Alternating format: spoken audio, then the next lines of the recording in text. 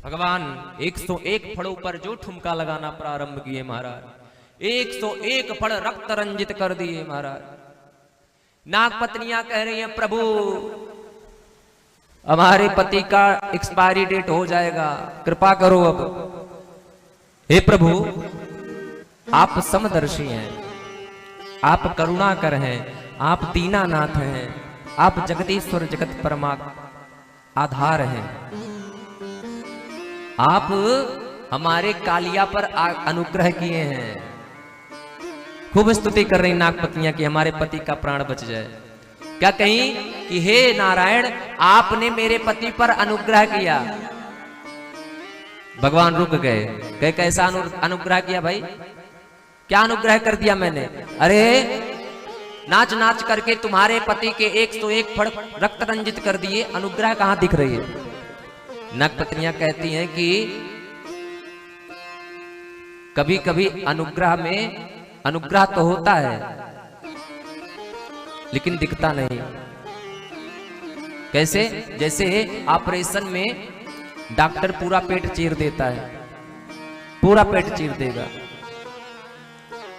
लेकिन उस ऑपरेशन में अनुग्रह है कि ऑपरेशन होगा तो मरीज स्वस्थ हो जाएगा, लेकिन पेट चीर दिया।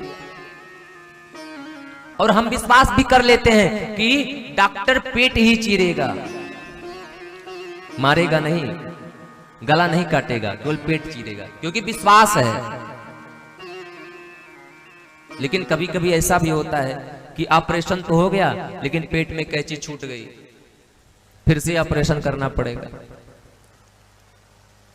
महाराज हम किसी अन्यत्र जगह पर जाते हैं, हमारे पास केवल पता होता है कि मुझे फलाना जगह जाना है, जाकर के स्टेशन पे उतरते हैं महाराज, और उतरने के बाद रिक्शे वाले को बुलाते हैं, भैया इस पते पे जाना है, चलोगे? हाँ भैया बिल्कुल बैठिए, चलेंगे। पता पकड़ा देते हैं, बैठ जाते हैं, पूरा विश्वास समर्पण ले जाएगा वहीं जहां मुझे जाना है। क्यों? क्योंकि विश्वास है। अगर विश्वास ना हो तो मंजिल तक नहीं पहुंच पाओगे। लोग दाढ़ी बनवाने नाई की दुकान पे जाते हैं, खूब अच्छे से एकदम रेस्ट होकर के सो जाएंगे और कहेंगे बनाओ। गले पे अस्तूरा चाकू चल रहा है लेकिन आनंद से आंख बंद किए हैं। क्यों? क्योंकि पता है दाढ़ी बनाएगा, गला नहीं काटेगा। हम हर जगह विश्वास कर रहे हैं महाराज, हर एक क्षण विश्वास कर रहे हैं, लेकिन जब परमात्मा पर विश्वास करने को आता है तो अनेक अनेक प्रकार के प्रश्न चिन्ह उठाते हैं। जगह जगह आप विश्वास करते चल रहे हैं लेकिन भगवान भी विश्वास नहीं करते। जैसे संसार में विश्वास कर रहे हैं वैसे भगवान पर भी करिए। भगवान ने कहा कौन सी अनुग्रह की मैंने तुम्हारे ऊपर? नागपत्नियों ने कहा प्रभु राजा बलि ने अपना सर्वस्व ने उछावर कर दिया, तब जाकर के आपने उसके ऊपर एक चरण रखा, और हमारे पति के ऊपर तो आप दोनों चरण रखे हैं और कई बार रखे हैं, और मेरे पति ने कुछ न्योछावर नहीं किया। तो ये आपकी अनुग्रह नहीं तो क्या है, कृपा नहीं तो क्या है महाराज? प्रसन्न हो गए भगवान। क्या बात है नागपत्नियां, ये तेरा स्वामी तो दुष्ट है लेकिन तुम लोग बहुत अच्छी हो। क्या चाहिए? नागपत्नियां ने कहा प्रभु आप अपने चरण की रज दे दीजिए। भगवान समझ गए बुद्धिमान है। अब कोई नदी में खड़ा रहे और उससे मांगे चरण रज दे दीजिए महाराज, तो क्या देगा? पहले नदी से बाहर आना पड़ेगा, धूल में खड़ा होना पड़ेगा, तब चरण रज मिलेगा। अर्थात नागपत्नियां कह रही हैं प्रभु उतर जाइए हमारे कालिया पर से, नहीं तो इसका तमाम हो जाएगा काम। अंत में कह दी पति ही प्राणा प्रदीयताम, महाराज हमारे पति कालिया को छोड़ दो, कृपा करो, अनुग्रह करो। भगवान प्रसन्न हो गए, उतर गए, और जैसे ही उतरे तैसे कालिया नाग फिर से खड़ा हो गया महाराज फुफकार मारते हुए। भगवान ने कहा देखो नागपत्नियां तुम मुझे स्तुति कर रही हो, तुम मुझसे क्षमा मांग रही हो, तुम्हारा पति फिर से वैसा कर रहा है। नागपत्नी ने कहा कालिया सावधान, अभी ठुमका लगाना प्रारंभ कर देंगे तो अब की बार बचोगे नहीं, सावधान खड़े रहो, क्षमा मांगो भगवान से। कालिया ने कहा मेरी कोई गलती नहीं तो मैं क्षमा क्यों मांगू? भगवान बोले क्यों रे, तेरी गलती नहीं है? अरे तू इस यमुना में आकर के यमुना को इतना विषाक्त कर दिया है, पता नहीं कितनी गायें इस यमुना का जल पान करके मर गई। बरगाह खगाह, ऊपर से पक्षियां उड़ती हैं तेरे आकर्षण, तेरे इस जहर के विष के आकर्षण से ऊपर से गिर के इसी मर जाती हैं। तू कह रहा मेरा क्या गलती है? कालिया नाग ने कहा प्रभु हमें भी कुछ बोलने दो, दोषी को भी अपनी सफाई देने का मौका देना चाहिए, हर दोषी को मिलता है, तो मुझे भी बोलने देंगे? प्रभु बोले बोल, क्या बोलना है?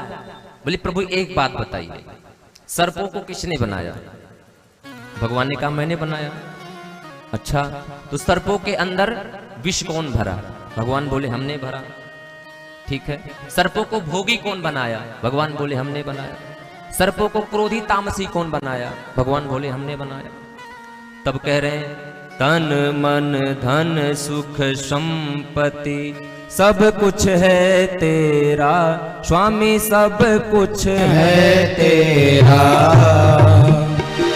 तेरा तुझको अर्पण, प्रभु जी का प्रभु को समर्पण, क्या लागे मेरा, ओम जय जगदीश हरे।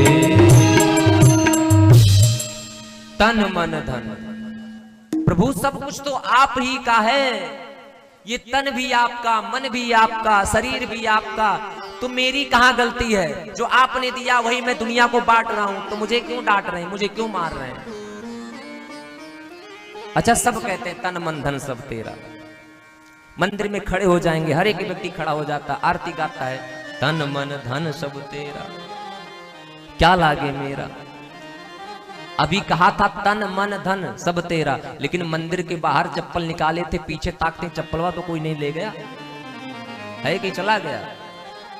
फिर आरती करते हैं, फिर यही बोलते हैं, फिर देखते हैं पीछे भैया डोलची रखी हूं, दूध लेना रास्ते में, कोई उठा तो नहीं ले गया, चोर रहते मंदिर में।